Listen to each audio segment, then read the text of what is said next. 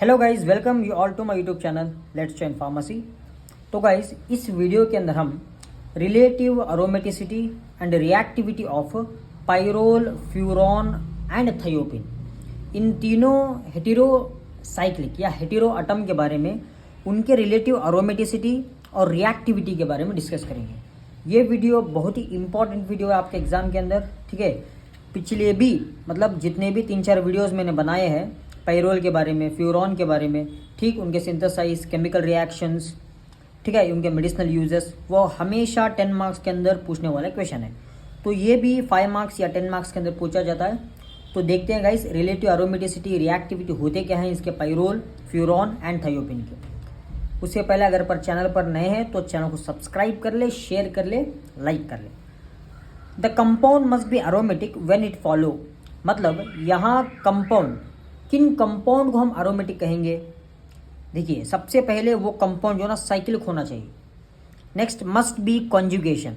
Conjugation मतलब उसके अंदर पाई इलेक्ट्रॉन्स होना चाहिए। कॉन्जुगेशन मतलब सिग्मा पाई इलेक्ट्रॉन्स उसके अंदर रहना चाहिए। फॉर एग्जांपल, अब बेंजीन का स्ट्रक्चर लीजिए। देखिए, ये क्या है हमारा, ये बेंजीन है, ठीक। अभी बेंजीन के अंदर होता क्या है गाइस, देखिए ये पाई इलेक्ट्रॉन्स है, ठीक है, ये एक सिग्मा है, फिर एक पाई आया, फिर एक सिग्मा आया, ठीक। ये पाई वाला है, ये सिग्मा वाला है, ये पाई वाला है, ये सिग्मा वाला है। मतलब इस तरीके से कॉन्जुगेशन रहना ज़रूरी है। Next, it should be planar, ये प्लेन के अंदर रहना चाहिए, ठीक। Then they follow Huckel's rule. Huckel's rule मतलब 4n+2 = पाई इलेक्ट्रॉन्स रूल, वो फॉलो करना चाहिए। सिंपल से आपको मैं ट्रिक बताता हूँ, हुकेल्स रूल आपको किस तरीके से फाइंड करना है। देखिए, अगर सबसे पहले पाई इलेक्ट्रॉन्स, एक पाई इलेक्ट्रॉन = 2 इलेक्ट्रॉन, ठीक। अगर आप एक लोन पेयर = 2 इलेक्ट्रॉन्स, ठीक। देन 1 माइनस, एक अगर माइनस रहा तो वो भी 2 इलेक्ट्रॉन्स पर काउंट होगा। अभी फॉर एग्जांपल देखिए, हम बेंजीन को लेते हैं, ठीक है गाइस, बेंजीन, ये हमारा बेंजीन है।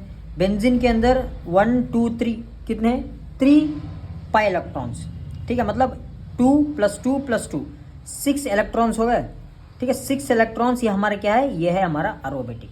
क्या है, अरोमेटिक। मतलब 2, 6, 10, 14, 18, मतलब हर नंबर के बीच में 4 नंबर का गैप आ रहा है, ठीक है। 2 3 4 5 6, 6 + 4 10, 10 + 4 14, 4 नंबर्स का गैप। इस तरीके से आपको गैप ढूंढना है। अगर ये पैटर्न पर, ये सीक्वेंस में अगर नंबर मिलते हैं तो वो है हमारे एरोमेटिक। अब फॉर एग्जांपल आप देखिए, ये हमारा क्या है, ये है हमारा थायोपिन। थायोपिन के अंदर कितने इलेक्ट्रॉन्स है गाइस, मतलब यहाँ लोन पेयर रहता है 2 + 2 + 2, टोटल कितने हो गए, 6 इलेक्ट्रॉन। 6 इलेक्ट्रॉन हमारा ये सीक्वेंस में आता है, देखिए 6 नंबर, तो ये हमारा एरोमेटिक। सिंपल, मतलब ये है Huckel's rule. Pyrrole, furan and thiophene all are aromatic in nature. ये तीनों जो है ना अरोमेटिक है, क्योंकि because of the above conditions हमने देख लिया। देन सबसे पहले हम देखते हैं रिलेटिव अरोमेटिसिटी होता क्या है। देखिए, पाइरोन कंटेन N, ठीक है, N पाइरोन के अंदर रहता है। फ्यूरॉन कंटेन O, ये देखिए, ये क्या है हमारा, ये है हमारा, ये क्या है हमारा, ये है हमारा पाइरोल, ठीक है। पाइरोल के अंदर N रहता है। नेक्स्ट, फ्यूरॉन के अंदर क्या रहता है, O हेटेरो एटम रहता है।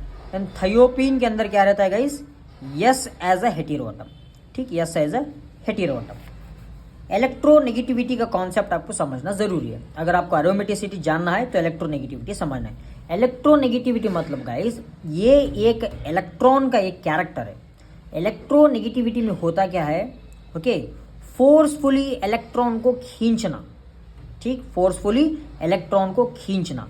जो एटम्स या जो मॉलिक्यूल्स अगर इलेक्ट्रॉन्स को फौरन खींचते हैं, मतलब अट्रैक्ट करते हैं, तो उन्हें क्या कहते हैं, उनका इलेक्ट्रोनेगेटिविटी ज़्यादा रहता है, ठीक। ऑक्सीजन देखिए, ऑक्सीजन इलेक्ट्रोनेगेटिविटी कंपाउंड है, हाईली इलेक्ट्रोनेगेटिव, क्योंकि वो ऑक्सीजन क्या करता है, उसके पास, उसके ऊपर लोन पेयर ऑफ इलेक्ट्रॉन्स रहते हैं, तो वो क्या करता है गाइस, तुरंत इलेक्ट्रॉन को खींच लेता है। क्या करता है, तुरंत इलेक्ट्रॉन को खींच लेता है।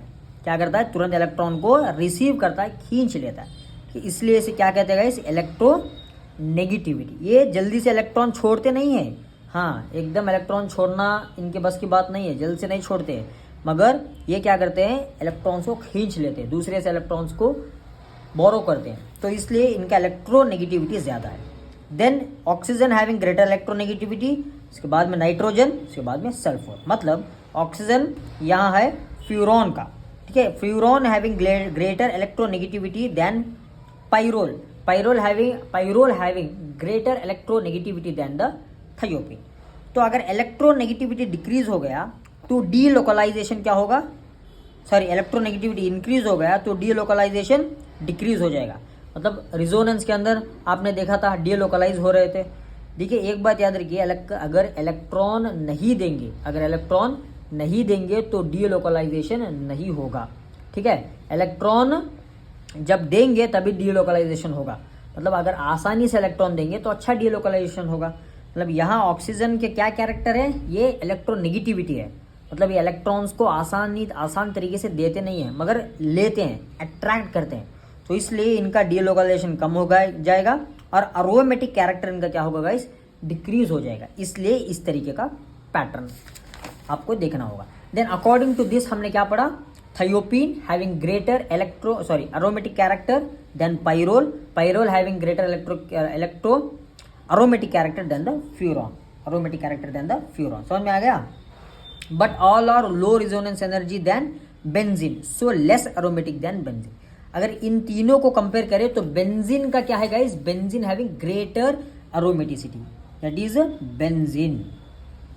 तो बेंजीन का अरोमेटिक कैरेक्टर इज ग्रेटर है than thiophene, than pyrrole, than furan, ठीक। नेक्स्ट रिलेटिव अरोमेटिसिटी, ये देखिए ये हमारा पैटर्न है रिलेटिव अरोमेटिसिटी का, ठीक, समझ में आ रहा है ना। इतना आपको याद रखना है, अगर इलेक्ट्रोनेगेटिविटी ज़्यादा है तो डी लोकलाइजेशन कम होगा, ऑटोमेटिकली अरोमेटिक कैरेक्टर डिक्रीज हो जाएगा, जैसे आपने देखा है। Then relative reactivity just opposite है अरोमेटिसिटी के। यहाँ होता क्या है गाइस, जो इलेक्ट्रॉन या जो एटम्स जिनके पास property of receiving the electrons ज़्यादा रहती है, ठीक है, वो बहुत ज़ोरों शोर से रिएक्टिविटी दिखाते हैं। जैसे ऑक्सीजन बहुत जल्दी इलेक्ट्रॉन्स को अट्रैक्ट करता है, इसलिए उसका रिएक्टिविटी ज़्यादा है। तो बहुत सिंपल है, मोर इलेक्ट्रोनेगेटिविटी रहा तो मोर रिएक्टिव रहेगा कंपाउंड। तो अकॉर्डिंग टू दिस फ्यूरॉन मतलब oxygen is more electronegative than pyrrole is more electronegative than thiophene, ठीक। मगर एक कंडीशन आपको याद रखना है guys, but in case of the furan मतलब oxygen accommodate a positive charge are less reactive than nitrogen. यहाँ एक स्टेज में मतलब कभी कभार देखा गया है ऑक्सीजन जो है ना, ये है हमारा ऑक्सीजन, ये है हमारा नाइट्रोजन। ऑक्सीजन के ऊपर कभी कभार पॉजिटिव चार्ज आ जाता है। जब पॉजिटिव चार्ज आ जाएगा तो क्या होगा गाइस, तो यहाँ इलेक्ट्रोनेगेटिविटी में फ़र्क पड़ जाएगा, ठीक। तो रिएक्टिविटी थोड़ी बहुत डिक्रीज हो जाएगी। इसलिए हम ऑक्सीजन अगर नाइट्रोजन दोनों के बीच में अगर तुलना करें तो रिएक्टिविटी की, तो हम जो है ना नाइट्रोजन को मोर प्रेफरेंस देंगे, क्योंकि नाइट्रोजन इलेक्ट्रोनेगेटिविटी ज़्यादा रहता है। इसलिए क्योंकि यहाँ पॉजिटिव चार्ज कभी कभार आ जाता है, अगर पॉजिटिव चार्ज आ गया तो इलेक्ट्रोनेगेटिविटी के अंदर फ़र्क पड़ेगा, रिएक्टिविटी के अंदर फ़र्क पड़ेगा, मगर नाइट्रोजन के अंदर उस तरीके से नहीं होता है, ठीक। तो इसलिए but in case of furan oxygen accommodate a positive charge are less reactive than nitrogen, so furan that is O is less reactive than pyrrole. Some conditions के अंदर ये भी देखा गया है। तो गाइज अगर ये आपको पसंद आया, मतलब relative aromaticity and reactivity of pyrrole, furan and thiophene, अगर आपको समझ में आया तो चैनल को सब्सक्राइब कर ले, लाइक कर ले। नोट्स डिस्क्रिप्शन में आपको अवेलेबल है और फ्री ऑफ कॉस्ट नोट्स को डाउनलोड कर सकते हो। Thank you, have a nice day.